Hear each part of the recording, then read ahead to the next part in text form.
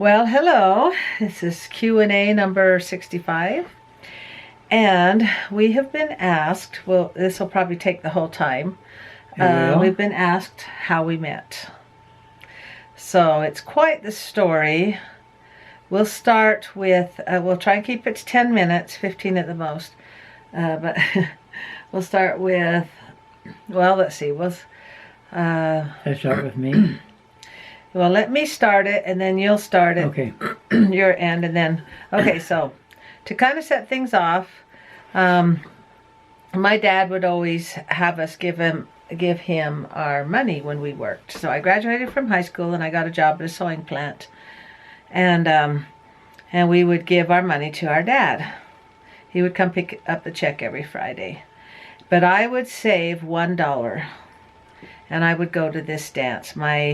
My sister-in-law, her sisters worked at the same plant with me, and they'd say, "Oh, there's Thursday night dances. Let's go there." And they were Mormon church dances. Yeah, so you had to. So they were clean dances. You know, there was no drinking or anything, and so you'd go there because you wanted to meet someone of your own religion. No smoking, no swearing, and dressed decently. Dressed decently, yeah. Okay, so let's stop the story there before Joe asks me to dance, and then Joe, you tell your story, your side to get to dance.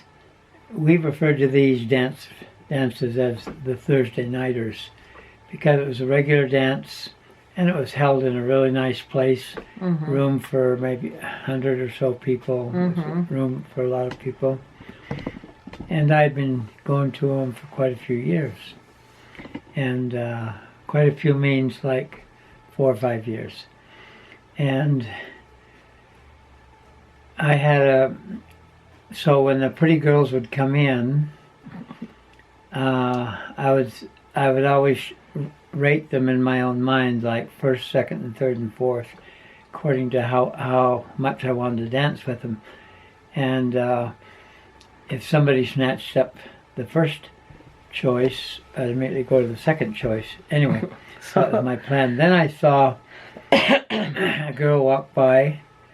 She was dressed pretty and... That better be me. And cute. She had long hair, and I loved long hair on girls. And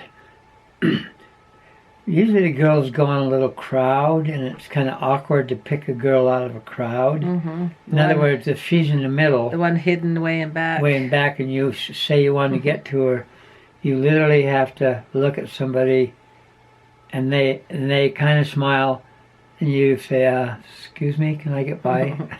Well, let me finish my Well, story. I got to tell Okay. My side real quick, that my philosophy was not to stand in one spot, but to move around. Like, you don't notice a spider till it moves. And so that was the thought in my head, to not just stand there, but to kind of walk around a bit. Okay, now your turn. Okay, and she walked by me, and immediately I wanted to dance with her, and I kind of followed her with my eyes, and I can't remember how quick I asked her to dance after that. Did I? I don't know. That's your story. I'm busy being a spider, walking around. Okay, but as I recall, I kept my eye on her. I didn't follow her where she went. I kind of knew the direction she went, but I didn't immediately follow her, because that would not be good. A good move. But before Joe asked me to dance, 2 weeks before that, another guy had asked me to dance, and his name was Shane. And when he asked me to dance, and for the next 2 weeks, we would dance and everything, and then he was walking me out to his car, and he goes, "Somebody hit my car," and he ran off, and I never saw him again. And then the next week after that is when Joe asked me to dance. And I remember, it seemed like I was standing on the second floor, and I watched you come in, and doing the spider thing. Well, I wanted to set up my plan for asking her to dance. And then it was kind of fun watching her, what she was doing. And I already had a crush on her. And it had been, I think, 2 weeks since I saw you. Yeah, so you saw me the one time. And then I headed right over to you because I knew right where you were because I was standing on kind of a balcony type place and asked you to dance. Well, so it worked to So what move do you around. remember? Yeah, and so Joe asked me to dance, and I said, "So what's your name?" And he said, "Joe Orgill," and I thought I couldn't remember the last name because it was really kind of weird or different. And he said he knew how to speak French, and I said, "Oh, tell me how to say my name in French." And what'd you say? What'd you say? Rosanne. Yeah, I think I just how do you say it? I just put an accent on her name, French accent, Rosanne. Yeah, and I thought, "Ooh, he can No, I speak said French." Oh, And I was impressed. So I could remember there was the name Joe, and he could and I speak think French. I introduced myself. Je m'appelle Joe Orgill. Probably. That's probably Yeah. what you did. And then he said he had to go to work, and he left. He's gone. I go, oh. So then I think that's when 2 weeks went by where I didn't see you. Oh, okay. And when Shane danced with me. And then he was gone. Yeah. He went off to see what happened to his car.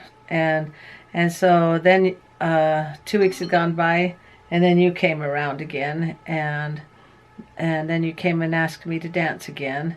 And I said, I remember you speak French and your name's Joe. And you had to go to work. And So yeah, go ahead, yeah. Okay. And He worked the graveyard shift at Albertsons. graveyard means midnight to 8 in the morning. So, but I had asked enough girls to dance and get their information, and you think, I'll remember their phone number. And so I knew that never works because you just, after you dance with a lot of girls, you just don't remember a phone number. So I did have a little book. It wasn't a black book, but it was a book. Well, so he has to go to work. So I just asked her to dance, and then I wrote down her name in the book. And what did you Well, think? he asked me out on a date, and I've only danced with him twice. And so in my mind, I'm thinking he's making fun of me because I'd been made fun of, and I thought he's not going to show up. He's asking me out on a date, and then he's just not going to show and think it's funny. So he writes my name and phone number down on a.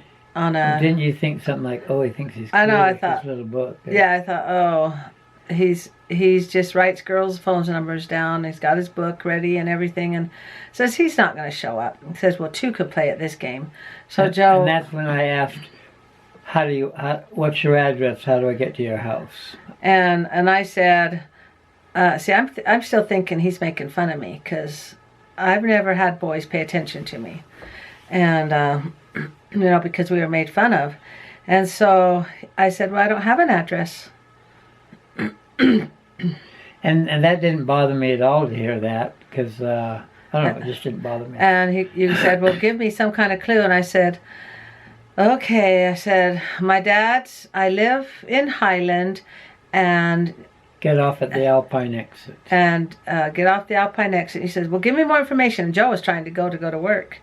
And I says, well, I don't know, get off the Alpine exit, and I live in Highland, and what else? And my dad's name is Fred. Fred Buhler. That's all you told me. And I live by a church house. Yes, live by a church. And so Joe's writing all this down, and he says, okay, I'll pick you up Saturday at 7. I go, okay, yeah, right, yeah. And so he leaves and heads off to work, and so here comes Saturday. And I specifically I gave myself about 10-15 minutes to find her house because I thought this may not be easy. So I get to the Alpine exit. Oh, wait. And so I tell my mom, I says, I might have a date tonight. She goes, you might? And I go, yeah, I might have a date with a guy named Joe, and I can't remember his last name. It's a really weird last name. And I says, I don't know if he's going to show up, so I might have a date. Okay, your turn. Okay, and so Alpine exit was an exit where you go up to the Timpanogos caves and the canyons. To the left and to the right, there's just some huge sand piles where they get sand and stuff like that. There's no houses that well. There could have been a few houses here and there. So I get off at the exit and I said, wait a minute, she didn't say turn left or right. Yeah, I didn't tell him. And I thought, Highland, high means high. So I looked up, and it was kind Highland. of slightly uphill towards the mountains. And Highland wasn't even on the map then. Alpine was, and we lived by Alpine, but Highland wasn't even on the map. Yeah, and So that's I why turned Joe left, can't find it. and I drove up You headed towards the Highlands Highlands. because it was higher. And I got to a four-way stop, and I thought, this is not, now I've got to either go straight ahead, turn right, or turn left. I said, this isn't looking too good. So I thought, well, I'll go right. And then about three miles or so ahead was American Fork.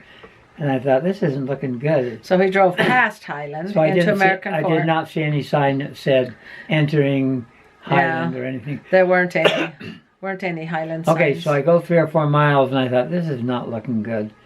And so I said, well, I'm not just going to go walking around the whole town of Highland, or American Fork, just asking for somebody's name.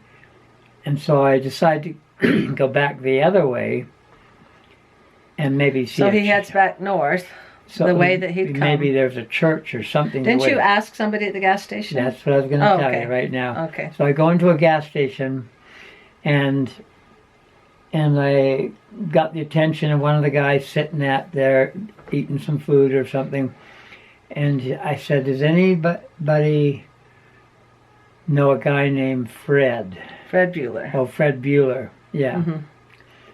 And then 2 guys get in kind of an argument of exactly where he lives. And I thought, well, this is looking good. Let me insert here. Everybody knew my dad. Everybody knew Fred Buhler because he was a little eccentric. Let's say because he had 300 junk cars that he saved for different reasons.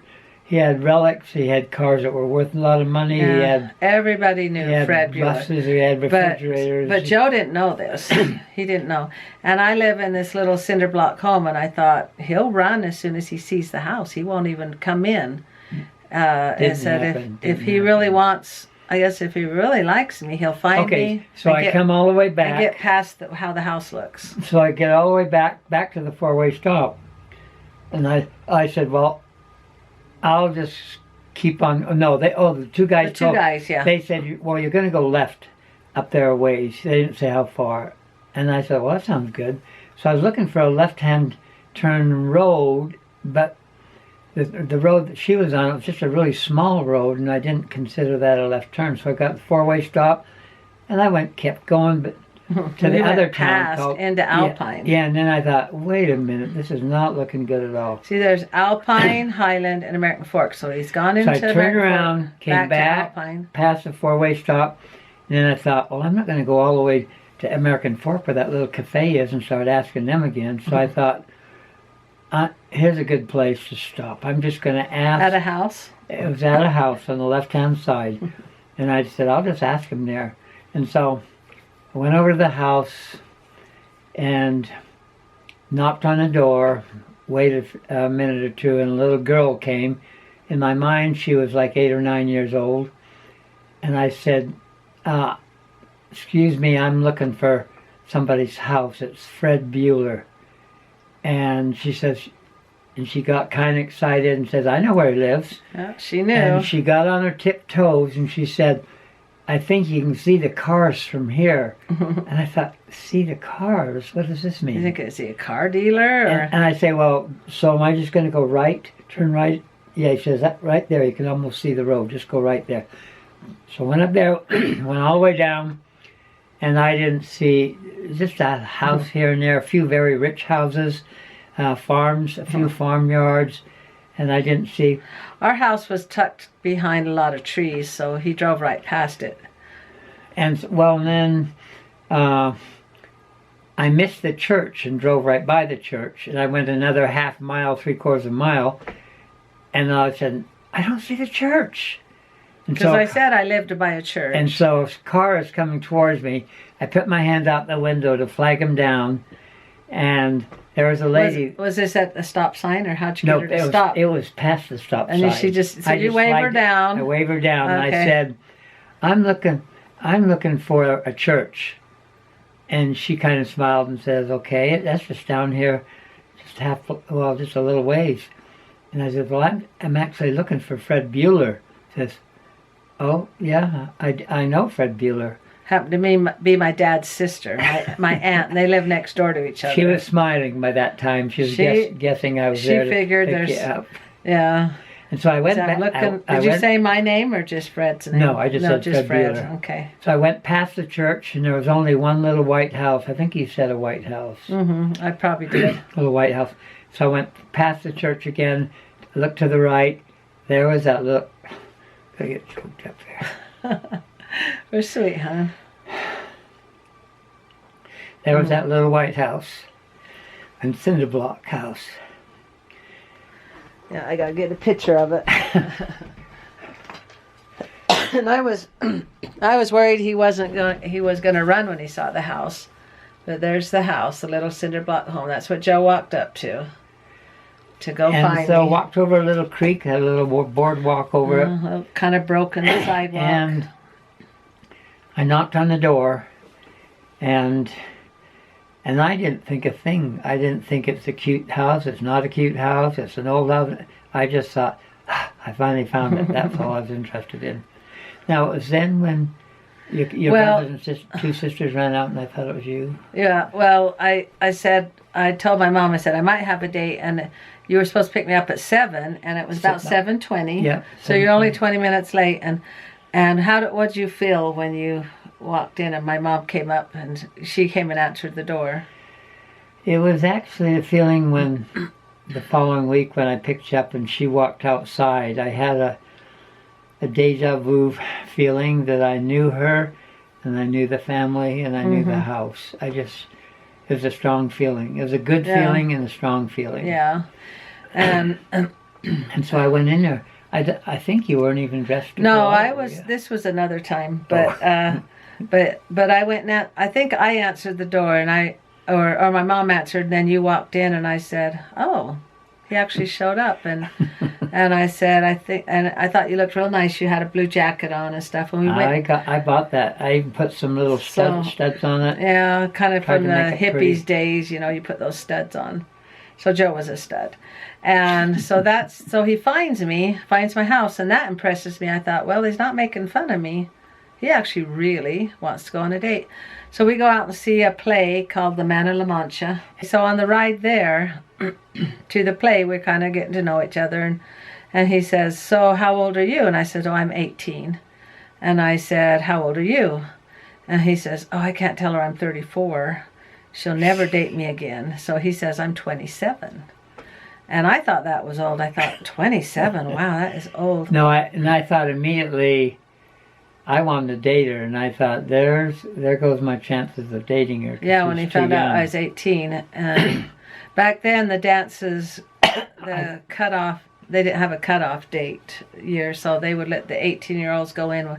Now there's a cutoff date to 30, but we would never have met. But, so I thought, well, you know, if he'd have told me he's 34, it would have been, it probably would have scared me off. But, so he says, oh, I'm 27. He thought, well, there's no chance of me dating anyway, somebody that young. So we go on more dates, and I really like him. And are you going to tell the whole? Well, how far should we go? Well, we got to save something for next time. We've been. That's true. That's true. We should call this part 1. Because we should say... Oh, no, when I got back. Yeah, we should say... No, when I got back. Oh, yeah. Okay. When I got back... From the date. From our first date. Yeah, from our first date. So we go watch that play. Okay. Yeah, the play was good because it was a live play, and it was just a good play. I don't think Rosanne had ever been to a live play. You know, I hadn't. It's where they have the Shakespeare festivals and everything. And really nice place. Anyway, I got back, and I had planned it so I'd get her back. He walks me to the door. Way early, you know, on time and everything.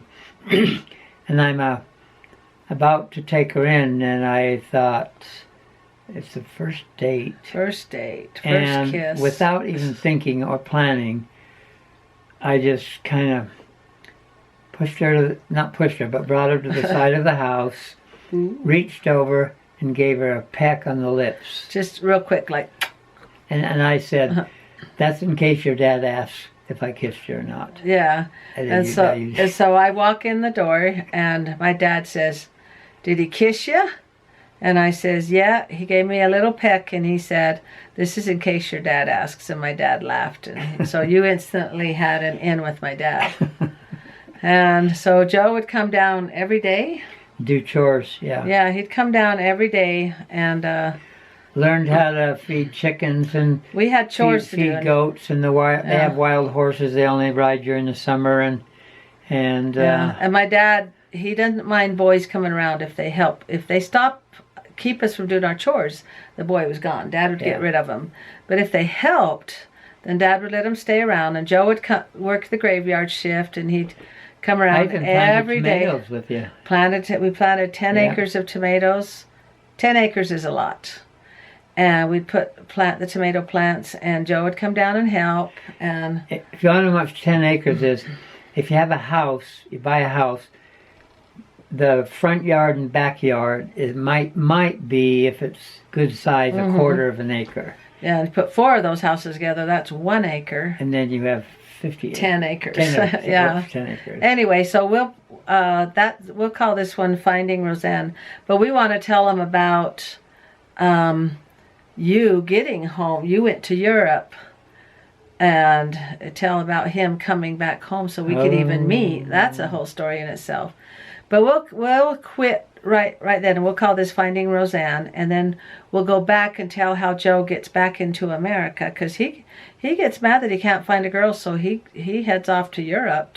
He wants to teach English in Berlitz. It's find a girl to marry in the Salt Lake Temple. In my religion. He had been engaged a few times before, but the girls wouldn't convert to Joe's religion, and he knew that if you don't marry the same religion, it's not going to work. Because his parents divorced. My parents, Catholic and Mormon, and they stayed together 10 or 11 years. And his dad... And he just said, "You have to know I cannot stay married unless you convert."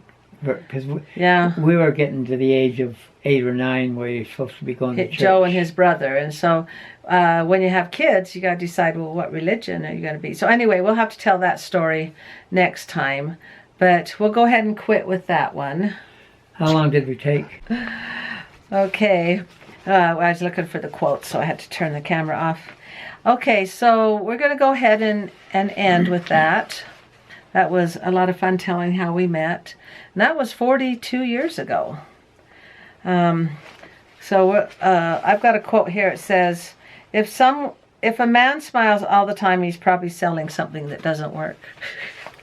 So be suspicious of a smiler who smiles too much. Actually, I'll tell you one. It says, knowledge is not intelligence. When I was 12, my stepdad, he asked me, "Do you know the difference between knowledge, wisdom, and intelligence?" Knowledge, wisdom, and intelligence. Knowledge is just memorizing facts and learning facts. Okay. Intelligence is how quick you are to understand something. Okay. And wisdom is how well you use your knowledge and your how well you use it. Yes. Knowledge is not wisdom. No. Knowledge is not intelligence. Intelligence is, and intelligence, that's why they say IQ, it comes from intelligence quotient. So it's, so intelligence is just how quick you pick things up. So I hope you liked that of us telling how we met, and we'll go back and tell about... I wanted to do a whole video on things, but on my trip to Europe, so I might tell Rosanne I won't do it, but... Because we want to tell about Joe heading off to Europe. And Several it's a times. really... More than once. Well, it's a really good story of how he gets home to meet me. And because I'm slowly growing up, so, you know, he's got to meet me, and I'm getting of the age where we can actually get married and stuff. So thank you, and make sure you give us a thumbs up and give us a comment, and let us know if you want to hear more story. Tell about how we got Joe home, how God gets Joe home to meet me, and how he travels all over the world and finally finds someone in his own backyard. She loosely says all over the world. I haven't been to China. 24 countries and 10 languages. But most of them are in Europe and maybe North Africa, Mexico, Canada. So that's what Joe was doing while I was growing up. So we'll go back and tell his story of his European, how he gets home. It's quite an amazing story. He calls it the 10 angels that get him home. Yeah. The 10 angels. I thought there were 13. But. Was it 13?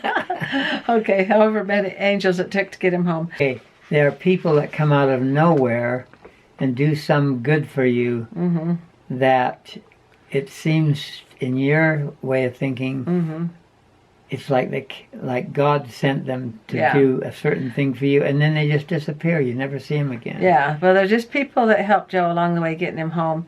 And just to give a synopsis of it, he hitchhikes home, and he has 13 cents in his pocket.